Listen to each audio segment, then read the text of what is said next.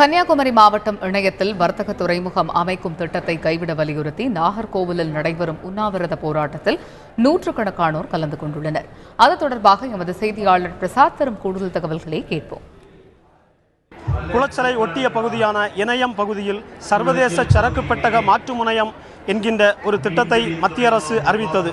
ஆனால் இந்த திட்டம் மக்களுக்கு உகந்ததல்ல என்றும் கடலோர பகுதி மக்களுக்கு மிகப்பெரிய சிக்கலை உருவாக்கும் என்கின்ற வகையில் இந்த திட்டத்திற்கு எதிராக முதலாக கடற்கரை பகுதி மக்கள் கிளர்ந்து எழுந்தனர். பல கட்ட போராட்டங்களை நடத்தினார்கள். கடலில் மூழ்கும் போராட்டம், மணலில் மூழ்கும் போராட்டம் என பல்வேறு கட்ட போராட்டங்களை நடத்தி கொண்டிருந்தார்கள்.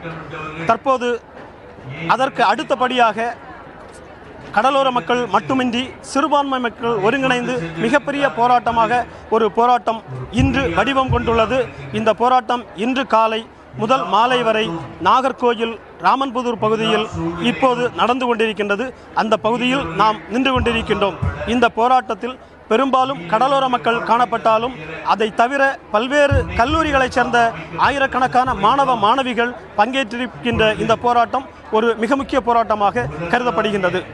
நாகர்கோயிலிருந்து ஒளிப்பதிவாளர் மீரா கனியுடன் குமரி மாவட்ட செய்தியாளர் பிரசாத்.